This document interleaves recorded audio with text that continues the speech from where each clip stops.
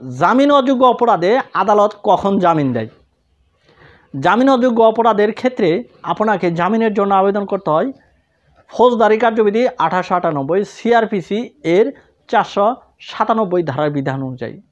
497 ধারার বিধান অনুযায়ী আপনি যখন জামিন অযোগ্য অপরাধের আবেদন করবেন তখন আদালত দেখবে যে আপনি মৃত্যুদণ্ডে অথবা যাবজ্জীবন কারাদণ্ডে দণ্ডনীয় কোনো অপরাধ করেছেন কিনা।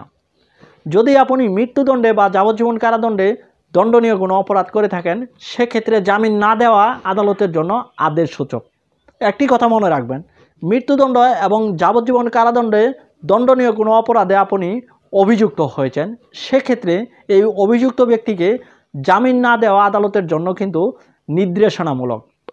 জামিনযোগ্য অপরাধে জামিন দেওয়া যেমন আদালতের জন্য নির্দেশনাযোগ্য, জামিন অযোগ্য অপরাধে জামিন না দেওয়া আদালতের জন্য নির্দেশনা সূচক যদি সেই অপরাধটি হয় মৃত্যুদণ্ড এবং যাবজ্জীবন কারাদণ্ডে দণ্ডনীয়।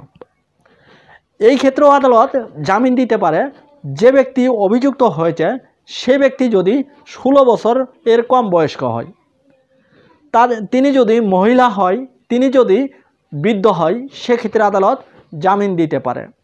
আবার বিচার চলাকালীন যদি আদালত মনে করে, যদি আদালত দেখে যে ব্যক্তি অভিযুক্ত হয়েছে তিনি মৃত্যুদণ্ড বা যাবজ্জীবন কারাদণ্ড দণ্ডনীয় কোনো অপরাধ করেনি, আদালতের নিকট বিশ্বাসযোগ্য হয় সেক্ষেত্রে কিন্তু আদালত জামিন দিতে পারে।